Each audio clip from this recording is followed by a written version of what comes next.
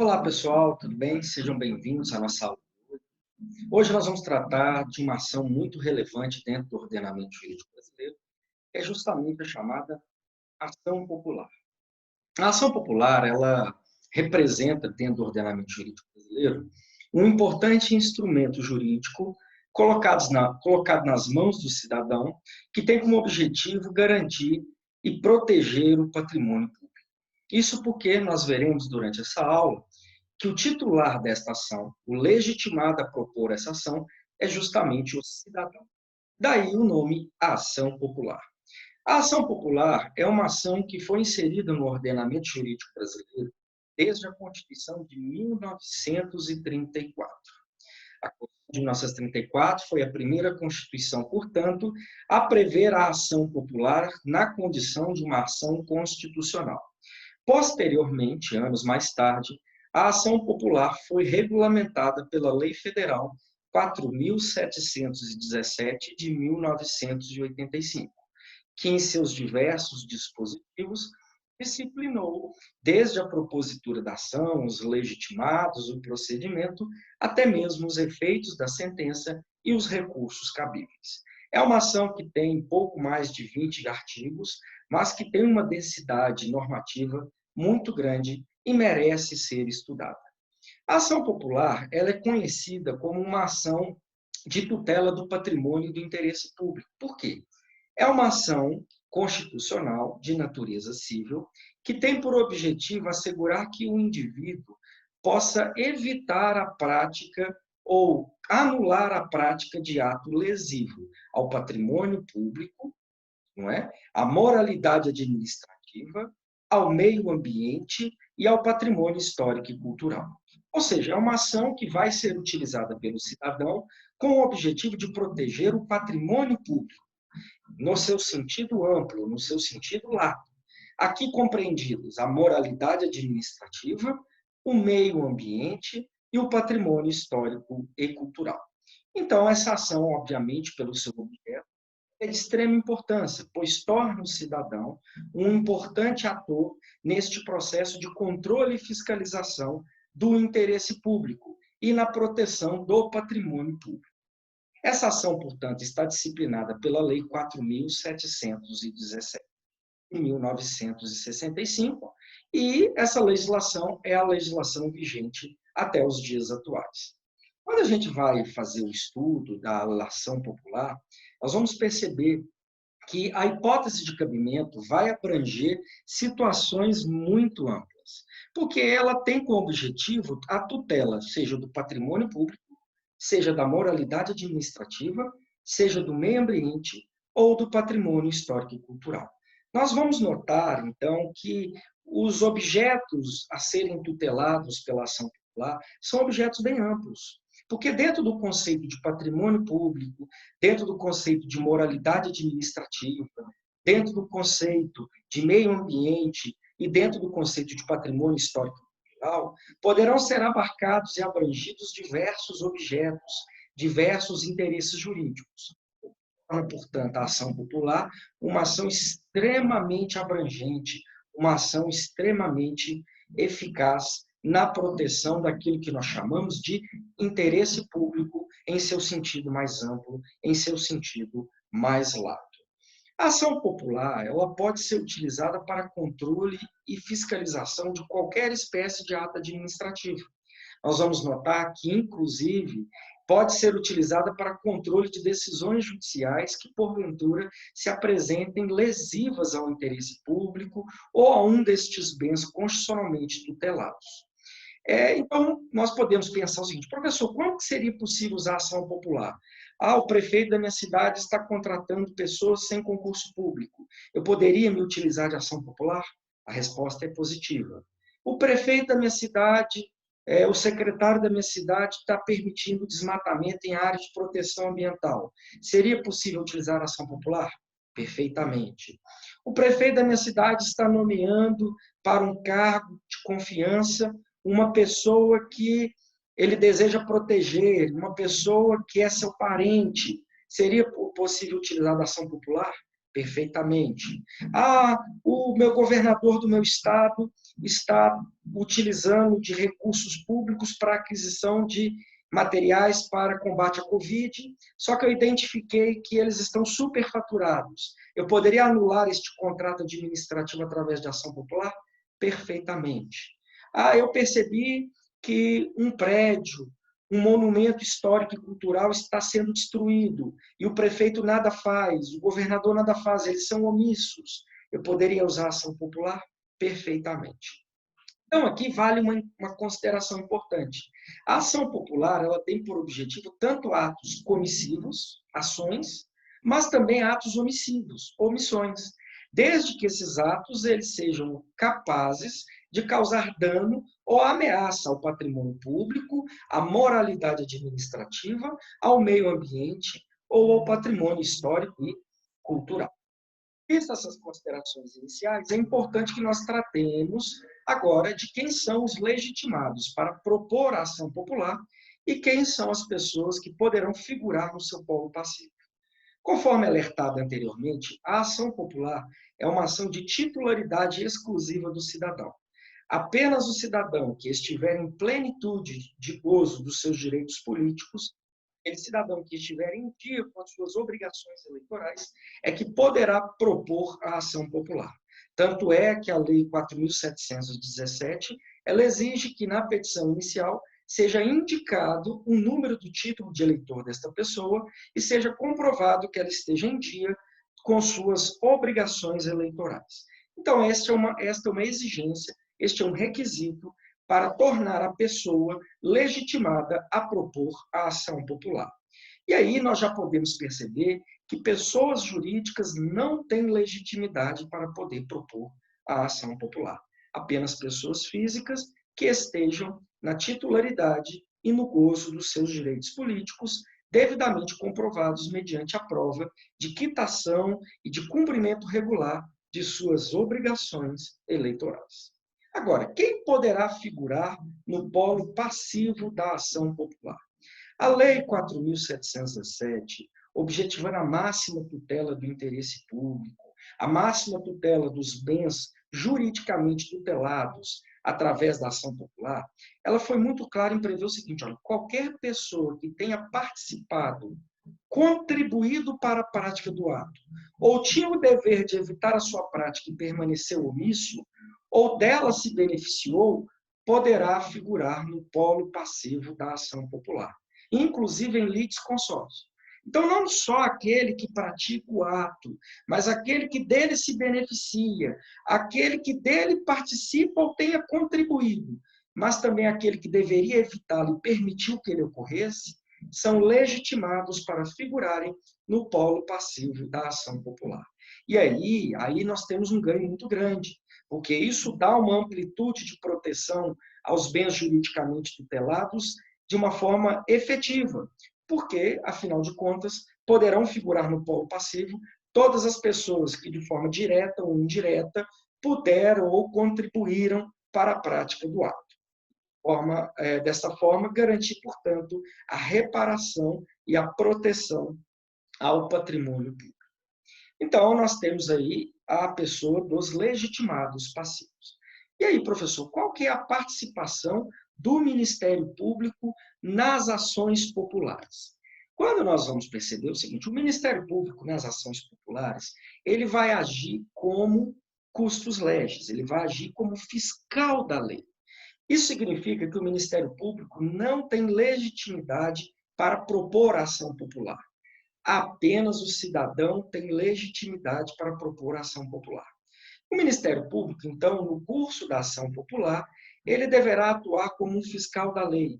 Ele poderá, no curso da ação, identificar eventualmente a prática de ilícitos, ele poderá identificar a prática de crimes, e a partir dos elementos, das provas trazidas aos autos, ele poderá formar o seu convencimento, abrir, por exemplo, um inquérito criminal, ou eventualmente um inquérito civil, para buscar, através de outras vias, como a ação penal ou a ação civil pública, a reparação dos danos ao erário público ou a responsabilização dos agentes pela prática de fatos típicos, ilícitos e culpáveis. Então, o Ministério Público ele não tem legitimidade para propor ação popular. Em que pese o Ministério Público não ter essa titularidade, propor ação popular, ele pode, no curso da ação, requerer a produção de provas, pedir a oitiva de testemunhas, requerer a apresentação de documentos, solicitar a realização de diligências. Isso é perfeitamente possível. Ele poderá atuar ali de forma a contribuir para a instrução probatória e para a formação dos elementos de convicção para a futura prolação da sentença pelo juiz competente. Agora, há uma questão interessante. Se, porventura, após a propositura da ação popular, o autor da ação popular desistir da ação popular ou abandoná-la, seja porque ele não tem mais interesse em tocar aquela ação, em acompanhá-la, ou seja que por algum motivo ele sofreu uma ameaça, ficou com medo e decidiu não mais dar prosseguimentação, ele é intimado a apresentar provas e não apresenta, ele é intimado a manifestar nos autos e não manifesta. O que a legislação prevê? Ela prevê a possibilidade de que o juiz ele publique editais para que qualquer cidadão que tenha interesse possa vir a substituir aquele autor que tenha abandonado ou desistido da ação. Se posteriormente à publicação desses dois editais, nenhum cidadão se habilitar a substituir aquele autor no polo passivo da ação, a legislação, a Lei 4.717, no seu artigo 9º, ela autoriza que o Ministério Público assuma a ação popular, reconhecendo-lhe uma legitimidade extraordinária. Então, nesta hipótese específica, em que o autor abandonar a ação ou dela desistir, não adotar a prática de atos processuais necessárias ao seu prosseguimento, poderá o Ministério Público, a partir de um reconhecimento de uma legitimidade extraordinária pela Lei 4.717, assumir e dar continuidade à ação popular, obviamente, caso o Ministério Público reconheça que ela tem elementos fundados, que ela tem indícios mínimos da prática de atos ilícitos, até porque se o Ministério Público verificar que ela é uma ação popular temerária, provavelmente ele irá se manifestar pela sua extinção. Então, é importante deixar bem claro, o Ministério Público tem legitimidade para propor ação civil pública e não tem legitimidade para propor ação popular. O único sujeito legitimado a propor ação popular é apenas o cidadão que estiver em plenitude de gozo dos seus direitos políticos. Apenas e somente o cidadão. O Ministério Público, portanto, atuará na ação popular muito mais na condição de custos legis, de fiscal da lei, sendo admitida apenas, em hipótese excepcional, a sua atuação como legitimado extraordinário. Aqui vale também uma outra consideração que é importante. Após a propositura da ação, qualquer cidadão que tiver interesse no caso, qualquer cidadão que deseja contribuir para o desvendamento dos fatos e proteção do patrimônio público, da moralidade administrativa, do meio ambiente ou do patrimônio histórico-cultural, poderá requerer ao juiz o seu ingresso na ação na condição de litisconsorte. Então, é perfeitamente possível, vamos supor que um indivíduo propôs uma ação, e ao propor a ação, outro indivíduo, após tomar ciência da sua existência, verifica que ele tem provas, que ele pode contribuir, que ele deseja e ele tem interesse em tutelar aquele patrimônio público. Ele poderá ingressar na condição de sujeito passivo? Sim, na condição de litisconsorte. A Lei 4.717 de 65, ela traz essa autorização, ela permite, portanto, a formação do litisconsórcio. A única coisa que o juiz deverá ficar atento é para evitar que a pluralidade de sujeitos ativos ela não possa constituir um óbice, ela não possa representar um problema para a regular tramitação do feito. Então, ele deverá controlar a quantidade de litisconsortes ativos, justamente para evitar que essa pluralidade, esse excessivo número de sujeitos ativos, possa comprometer o objetivo máximo da ação, que é a tutela do patrimônio público, da moralidade administrativa, do meio ambiente ou do patrimônio histórico e cultural. Qual que é o procedimento de tramitação da ação popular? A ação popular, pessoal, diferentemente da ação de habeas data, diferentemente da ação de mandado de segurança, ela vai ter uma tramitação mais robusta e mais demorada. Por quê? A ação popular admite dilação probatória. Então, a pessoa propõe a ação popular. O sujeito passivo, a autoridade responsável pelo ato lesivo, aquela pessoa que está sendo verificada pela prática de um ato lesivo ao interesse público, ao patrimônio público, à moralidade administrativa, ao meio ambiente ou patrimônio histórico-cultural, ela vai ser citada para apresentar contestação no prazo de 20 dias. Observe aqui que a ação popular é uma das únicas ações no ordenamento jurídico brasileiro que tem um prazo de contestação diferenciado. No caso, o prazo de contestação é o prazo de 20 dias. Após apresentada a contestação, o juiz vai fazer a oitiva do Ministério Público, vai intimar o Ministério Público a atuar como custos legis. O Ministério Público vai analisar os autos e vai emitir o seu parecer. Após a emissão de parecer, caso tenha sido requeridas e especificadas a produção de provas, o juiz vai dar início à fase da instrução probatória, onde serão ouvidas testemunhas, realizadas provas periciais e outras atividades de caráter de instrução probatória, destinadas à formação da convicção do juízo. Aqui observe, portanto, que há a possibilidade, então, de que se faça uma perícia, que se ouça testemunhas. Isso porque a ação popular, volta a dizer, ela é perfeitamente compatível com a instrução probatória. Após o encerramento da instrução probatória, os sujeitos processuais vão ser intimados a apresentar alegações finais, o processo irá concluso, a ação irá conclusa para a sentença e o juiz proferirá a sentença. Aqui algumas questões importantes. A Lei 4.717, ela prevê que o prazo de contestação, portanto, é de 20 dias. Mas ela abre a possibilidade da seguinte situação. Se o sujeito passivo comprovar que a apresentação da contestação e dos documentos necessários à prova da regularidade, da licitude dos atos praticados, for uma prova muito volumosa, for uma prova muito complexa, ele poderá requerer ao juiz que este prazo de 20 dias para apresentação da contestação, ele seja prorrogado por mais 20 dias, totalizando, portanto, 40 dias para apresentação da contestação. Isso por quê, pessoal? Vamos supor, por exemplo, que a ação popular ela tenha por objetivo averiguar ou anular, por exemplo, o pagamento de verbas a servidores públicos de um município ou de um estado. Imagine aquele município, aquele estado ter que apresentar todas as folhas de pagamento. Um conjunto enorme de documentos para poder provar a licitude do ato. Então, se a prova for muito robusta, for muito complexa, poderá o juiz autorizar o sujeito passivo a apresentar, portanto, contestação no prazo de 40 dias. Obviamente, então, que se trata de uma hipótese excepcionalíssima trazida pela Lei 4.717 de 65. A partir de tudo que nós falamos, é possível verificar que a ação popular ela pode ser de duas naturezas. Ela pode ser uma ação popular de natureza preventiva ou ela pode ser uma ação popular de natureza repressiva. A ação popular será de natureza preventiva quando ela tiver como objetivo evitar a prática de ato lesivo ao patrimônio público, à moralidade administrativa, ao meio ambiente e ao patrimônio histórico-cultural. Então, eu tomo ciência de que aquele ato será praticado. E a partir do momento que eu tomo ciência de que um ato possivelmente lesivo ao patrimônio público está sendo praticado, eu proponho a ação popular como forma de evitar que ele ocorra.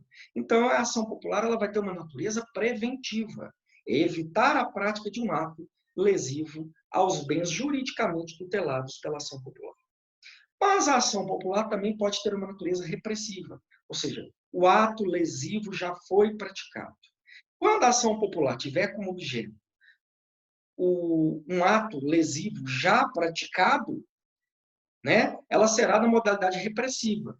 E o seu pedido será no sentido de que aquele ato seja anulado. e que aquelas pessoas que se beneficiaram daquele ato ilegal, daquele ato lesivo, restituam ao poder público os valores, porventura, adquiridos, ou os ganhos indevidamente obtidos com a prática daquele ato lesivo. Então, perceba, então, que ela pode ter uma natureza repressiva, quando o ato lesivo já se consubstanciou e objetiva-se a sua desconstituição, a sua anulação, e pode ter também uma natureza preventiva, quando o ato lesivo ali ainda não aconteceu, mas o objetivo da ação é evitar que ele ocorra. Então, eu descubro, por exemplo, que o prefeito da minha cidade deseja doar um terreno para uma empresa, para que ela estabeleça lá seu parque industrial. Só que essa área a ser doada é, por exemplo, uma área de preservação ambiental. Ou não há autorização legislativa para que haja essa doação, tal como exige a legislação.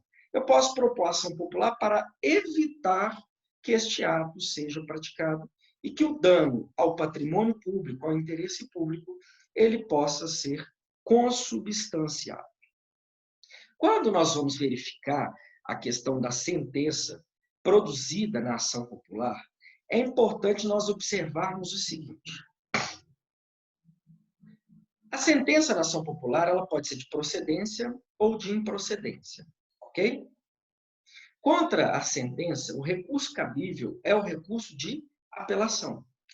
Obviamente, pessoal, que no âmbito da ação popular é possível que o seu autor formule pedidos de liminar, que ele formule pedidos de tutela de urgência. Isso é perfeitamente possível, ou seja, impedir que o tal pessoa seja nomeada e tome posse em um cargo público porque ela é parente do prefeito.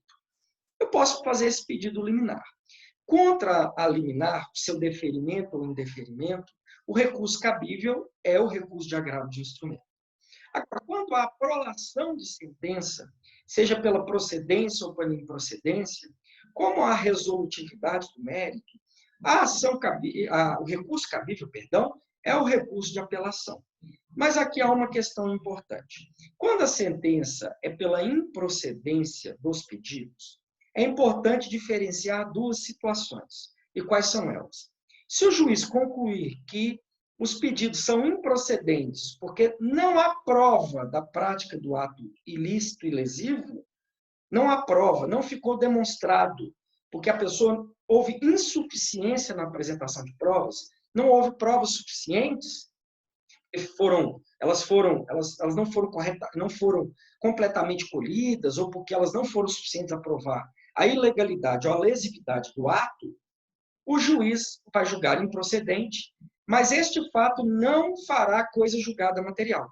Ou seja, se no futuro outro cidadão ou o mesmo cidadão conseguir novas provas para demonstrar que aquele ato que ele impugnou inicialmente é lesivo, isso permitirá que ele proponha uma nova ação popular para contestar o mesmo ato lesivo.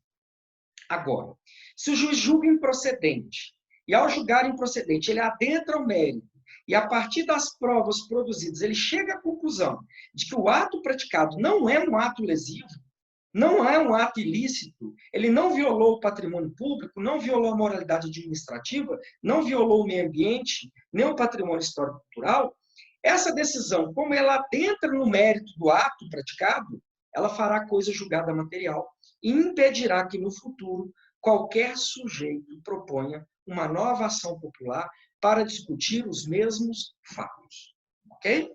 Na ação popular, quando ela é proposta, o sujeito passivo, na sua contestação, ele poderá trabalhar tanto questões preliminares, como nulidades, irregularidades, ilegitimidades passivas possivelmente, incompetência do juiz, quanto também questões de mérito, quando ele vai discutir se houve lesividade do ato, se o ato causou dano ao patrimônio público, se ele é lícito ou ilícito. Então, essas matérias todas são possíveis de serem ventiladas na contestação. Então, feitas essas considerações, é importante também nós tratarmos da questão relativa à competência. Qual é o juízo competente para julgar a ação popular? A ação popular, pessoal, ela vai ter uma regra muito específica e muito própria. Ela será proposta sempre no juízo que detenha jurisdição sobre o local do ato lesivo. Então, se o ato foi praticado em Belo Horizonte, a ação deverá ser proposta perante a jurisdição de Belo Horizonte. Então, eu sempre terei que observar o local do dano, o local do ato a ser anulado, do ato lesivo. Isso significa que na ação popular eu não vou observar nenhuma regra de prerrogativa de foro. Pode ser o presidente da República, pode ser o governador, pode ser o ministro de Defesa, pode ser o comandante do Exército, da Marinha, da Aeronáutica. A ação sempre será proposta perante o juízo de primeiro grau, de primeira instância. Só que eu tenho que observar o seguinte: se a autoridade, se o sujeito passivo estiver vinculado a um órgão da União, a jurisdição será da Justiça Federal. Se a autoridade coatora não estiver vinculada a nenhum órgão da União, a jurisdição, a competência será da jurisdição simples, da jurisdição comum, da jurisdição estadual. Ok? Então, observe, no que diz respeito à competência para a propositura da ação popular, não se aplicarão regras de prerrogativa de foro. Será observado sempre como competente o foro do local do ato lesivo, o foro do local do dano, aonde o ato foi praticado. Há apenas duas exceções. Tá? A jurisprudência do STF criou duas situações em que a competência será necessariamente do Supremo Tribunal Federal. A primeira delas é caso a causa envolva interesses concomitantes da União, dos estados ou dos municípios. União e os estados, União e municípios, estados e municípios. Ou seja, se houver naquele polo passivo da ação popular a União, os estados ou os municípios, de forma concomitante, como há um conflito entre entes federativos, a competência será do Supremo Tribunal Federal. Segunda hipótese, quando a ação popular versar sobre questão relativa a todos os membros da magistratura. Imagine, por exemplo, que o cidadão deseja contestar o auxílio moradia concedido aos juízes. Veja bem, como é que um juiz vai julgar essa causa? Ele é impedido, ele tem interesse direto no seu resultado. Nesta hipótese, essa ação, como ela interessa a todos os membros da magistratura, ela será julgada perante o Supremo Tribunal Federal. Ok? Agora, uma outra questão importante é no que diz respeito à legitimidade ativa e competência. Por quê? Eu estando aqui em Belo Horizonte, eu posso impugnar um ato praticado, lesivo, lá no estado de Fortaleza? Perfeitamente possível. Só que eu deverei propor ação no estado de Fortaleza. Isso significa que, mesmo estando em Minas Gerais, eu não estou limitado, enquanto sujeito ativo, enquanto cidadão, a apenas a questionar atos lesivos ocorridos no meu entorno, ocorridos dentro do meu município, ocorridos dentro do meu estado. É perfeitamente possível que, dentro de todo o território brasileiro, eu possa, através de uma ação popular, questionar a lesividade de um ato praticado por algum agente público. Isso é perfeitamente possível. Então, vamos supor que o presidente da República, o prefeito lá de Natal, autorize, por exemplo, o desmatamento de uma área de proteção ambiental. Eu aqui de Minas Gerais, eu posso propor uma ação popular? Posso. Só que eu vou observar a regra da competência. Qual é a regra da competência? A ação deverá ser proposta no local do dano, do ato lesivo. Então, eu vou contratar um advogado para propor a ação lá em Natal, no local do ato lesivo. Ok? Então, espero que tenham ficado claras essas questões relativas à competência, porque elas são muito tranquilas no que diz respeito à ação popular. E, por fim, é importante falar sobre a natureza jurídica da sentença. A sentença, no âmbito da ação popular, ela tem como objetivo ou evitar a prática do ato, ou desconstituir atos lesivos ao patrimônio público, à moralidade administrativa, ao meio ambiente ou ao patrimônio histórico e cultural. Lembrando que, em caso de improcedência, é importante eu verificar o que gerou a improcedência, se é a insuficiência de provas ou se houve mesmo uma cognição exauriente que comprovou que o ato lesivo que o ato praticado não é um ato lesivo. Agora, algumas considerações importantes. A ação popular, primeiro, ela depende de capacidade postulatória. Em que pese o legitimado ativo ser o cidadão, ele precisa estar acompanhado de advogado. Então, não há dispensa da capacidade postulatória. Segunda questão importante é que não é exigido o pagamento de custas e despesas processuais como forma de facilitar o acesso à jurisdição, né? No caso da ação popular, apenas será cobrado custas e despesas processuais e, além disso, será aplicada uma multa a um indivíduo que propor a ação popular de forma temerária. Isso significa que o mero fato da ação popular proposta pelo cidadão ter sido julgada improcedente não é causa de condenação ao pagamento de custas e despesas processuais. Mas se verificado que o indivíduo propôs a ação popular de forma temerária, aí o juiz poderá, além de condená-lo ao pagamento das custas e despesas processuais, fixar uma multa de forma pedagógica. Isso tem por objetivo, pessoal, evitar que o indivíduo proponha ações populares com fito político, com objetivos políticos, de eventualmente macular a imagem de uma pessoa, de criar problemas para um determinado gestor público. Então, esse é o grande objetivo na ação popular. Mas aqui vai uma observação. Se a ação popular for julgada procedente, os sujeitos passivos, aqueles que praticaram o ato lesivo, serão condenados ao pagamento de custas e despesas. Outra nota importante é que a ação popular, como eu disse, admite dilação probatória, ok? E que a petição inicial deverá vir acompanhada tanto da prova de inscrição eleitoral, quanto da comprovação de que aquele autor está em dia com suas obrigações eleitorais. Professor, se o indivíduo tiver 16 anos, estiver inscrito eleitoralmente, estiver em dia com suas obrigações eleitorais, ele pode propor ação popular? Perfeitamente ele pode propor, mesmo não tendo atingido os 18 anos, porque a legislação, né, que regulamenta a ação popular, ela permite essa prática perfeitamente. E é importante observar que pessoas jurídicas não podem propor ação popular. Apenas pessoas físicas, cidadãos que possuam a plenitude de seus direitos políticos e que estejam em dia com o cumprimento das suas obrigações eleitorais. Então, pessoal, essas são as considerações sobre a ação popular. Desejo a todos bons estudos e ótimas reflexões. Obrigado.